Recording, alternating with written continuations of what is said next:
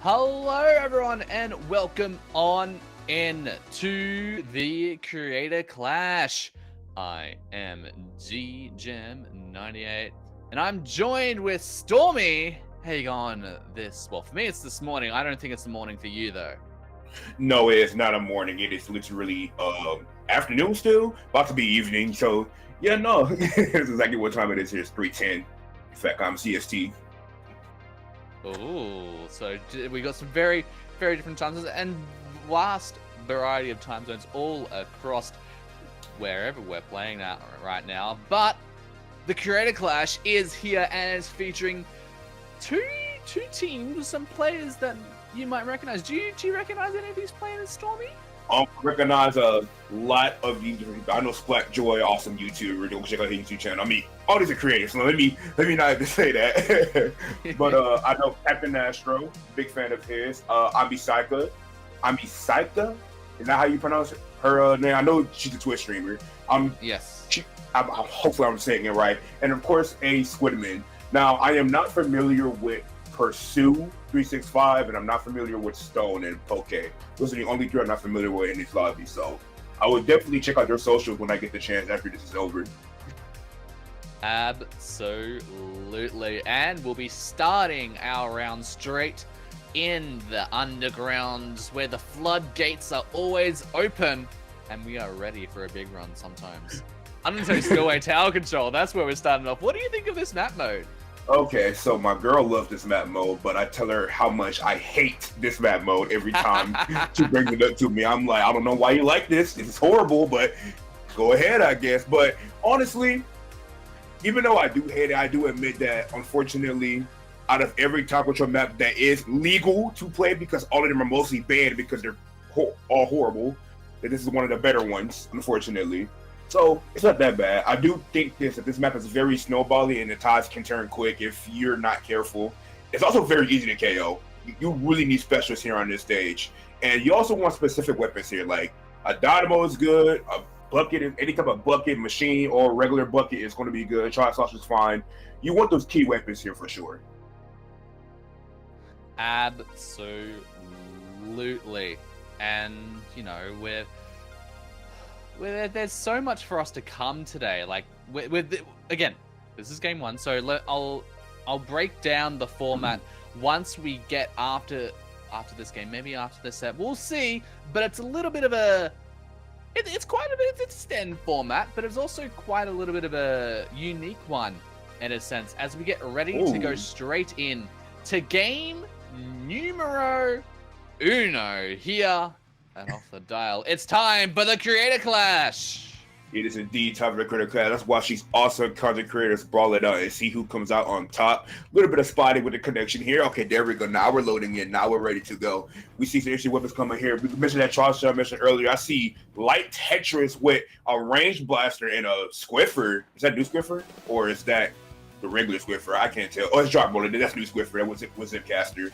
And then a more meta comp coming out on each side of the orange team. What's the name of that orange team?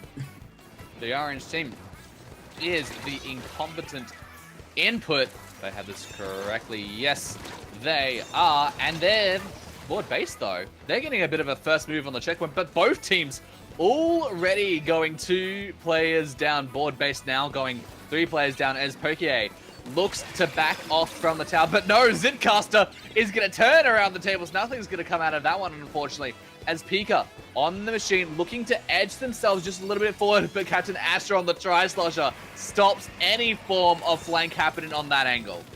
It's going to be really hard for board base to push in here against the Incompetent, because they got that Hydra up. Well, as I said, they get taken down because the range of is in their favor. And since they have a more meta comp, they're going to have a lot more paint control, a lot more chip, a lot more damage going into their favor. But as I'm talking, board base is not doing a bad job at all. They're going to probably get back this first checkpoint and get that out the way and probably get this push going. As this Zipcaster coming out, they're going to do some damage. Going to give a lot of chip over to the range boss. It's going to recall, and we'll keep going down. The bubble does come out, but it isn't doing much there. Ooh! Nice trade happening in the big bubbler corner over there, but this tower is having a burnout now, just going back and forth, just barely getting past the first checkpoint before, and now it's hitting this checkpoint for the 3rd time. But now they're past it. It is literally going so back and forth just to start off this game. Nearly getting that splat onto Pika there, but Pika sees that jump. They get them with the beer and sends them home. A little bit of an overkill there. I think that's a little bit unnecessary. I'm just saying, like, Jesus Christ, throw a whole boy up at a jump.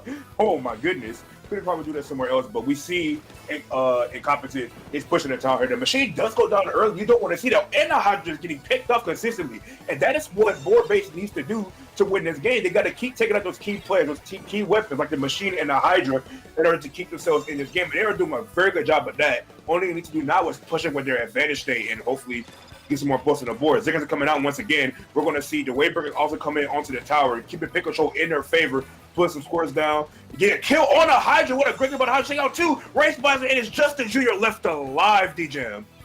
I know, this Stone also going to get start and pushing up high, but Amy all the way on the top. They pop the big bubbler, feeling Stone's blaster shots on them, but can they connect the shots? They connect some of them, but they do go down in the process. Poke pulls out another Zitcaster, getting that splat onto Pika. Can they find anyone else with the Scriffer? No, they cannot. In fact, Splat Droid finds them instead.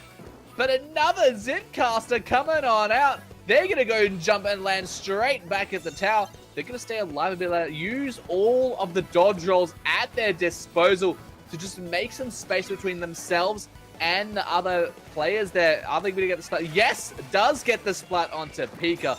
And they're going to continue their run and keep that tower on pushing. But only 2 players left alive on the team.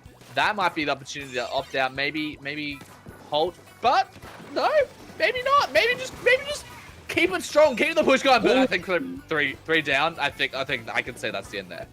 Yeah, it's definitely in there. I think one bomb and then killing everything there, unless I'm mistaken. So now we've got a minute 20 left to go into this game. They have to get a push going here. They still got to make it past that second checkpoint. Abueva coming out a little bit early, going to throw it right there. Going to separate the members here on each side of board base. Incompetent looking to push the tower more. Another Abueva comes out, not doing too much though, but they do find it. But the red burger does go down. That's not what you want. You're going to flick the left side for this quick. You'll get to kill the machine. No, they're not the machine, but turn it back.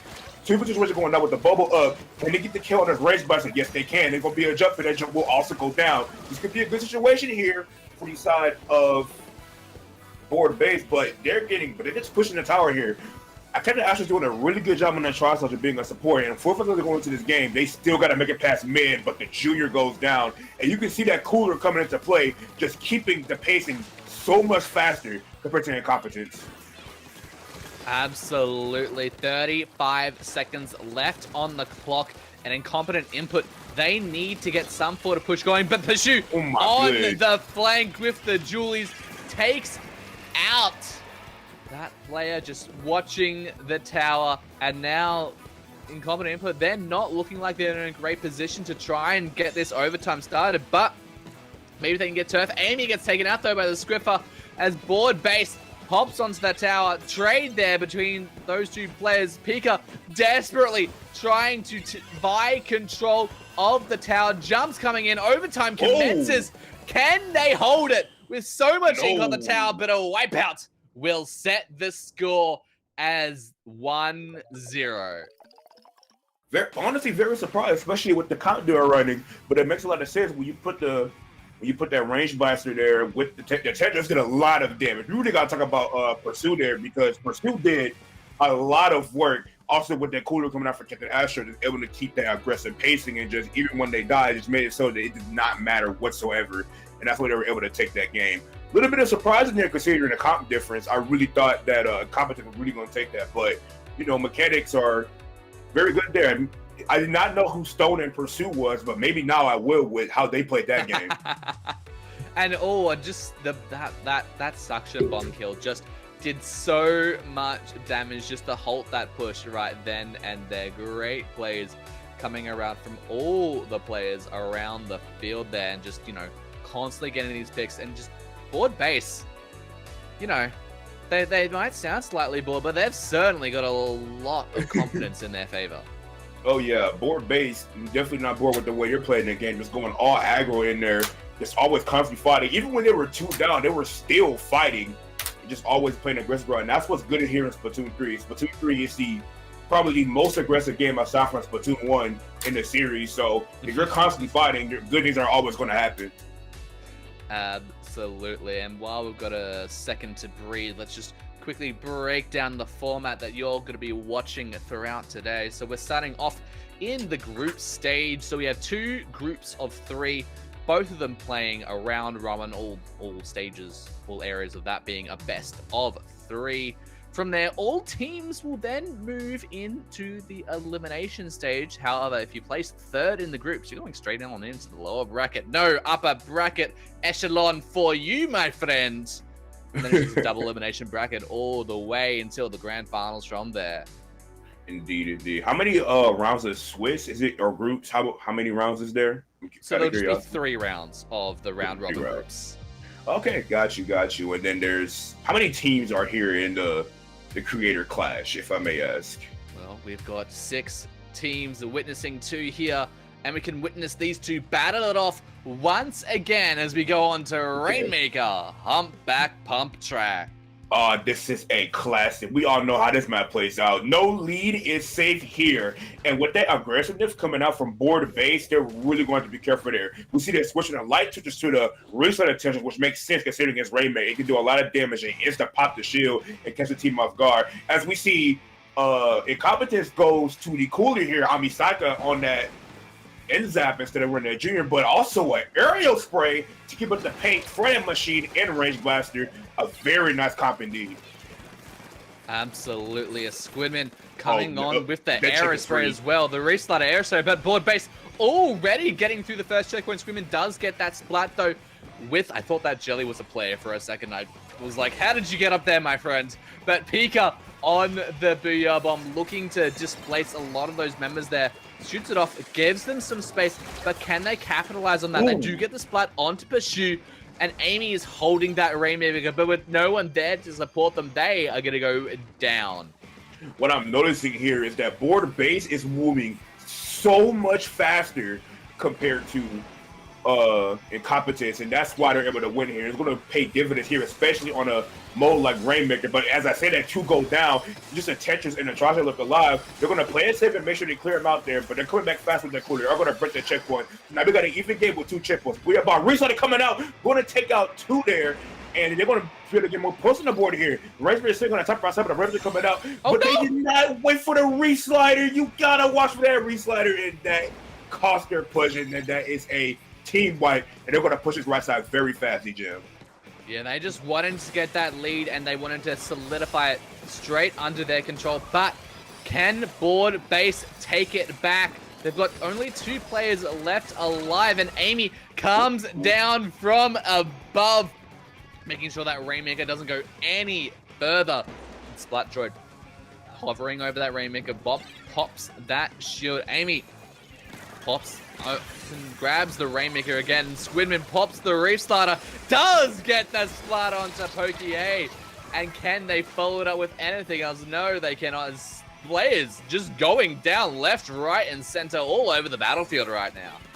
Yes, indeed. And I think what's helping Incompetence right now is that big amount of paint control between the zap and their aerial spray, making it very hard for the opponents of board base to move in. And that is exactly what's helping them out right now. Board base going to go down here, but as soon as they go down, now both teams have cooler, and you can see it play an effect here. And look at this map control, DJ. Like, it's going to be very hard for board base to push in with that amount of map control, but the Rainmaker pop will help with that. And they're going to go in and take some fights right here. I'm just like, I'm going to go down to the range bias. They're going to take it right there. We're not getting pop right here, but it will get shredded, and they're going to have opportunity to get the push going.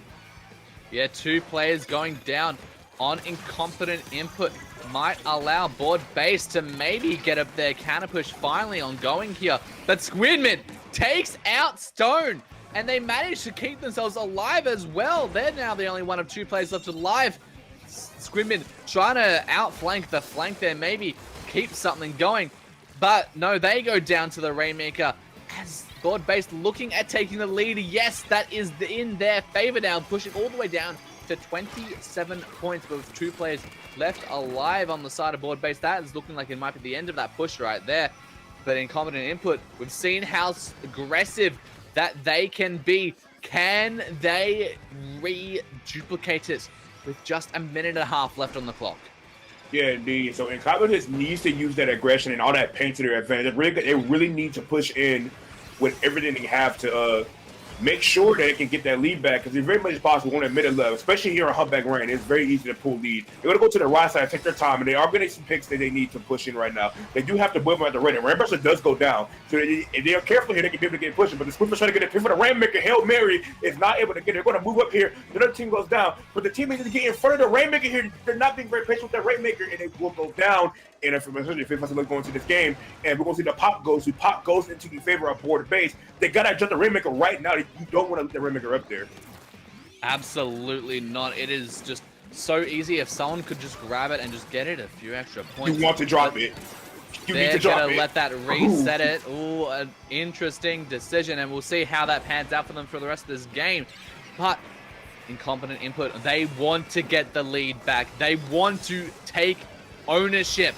Amy holding the Rainmaker. They see the Tetras over there. They get taken on now. 2 players left alive. Only 1 now left alive for board base. The Range Blaster now. They're the only ones left alive. Can they get the lead? Yes, they can. By a few points to spare. And with only 1 player left alive, a 1v1 on the field. Squidman opting to back out there. They're going to go now into an overtime situation. And they've got a bit of a road to go. Yes, indeed they do. And Squidman made the right decision to move back out there. Unfortunately, that's out of the reset. They're going to push it right now. 2v2 situation going on here. And get up, team white right now. They're going to push it right side, and they go fast. They're going to be able to get the lead. 3. They're going to make it. They're going to run for it, and they get it with a team white in mid. Oh my God. That is not what you want to see for these side of incompetence at all. Just all they had to do was sit there, throw bombs, and get still special, but instead they took a reckless fight, get wiped in mid, and they unfortunately did not have cooler, and they were punished. Indeed, you saw that.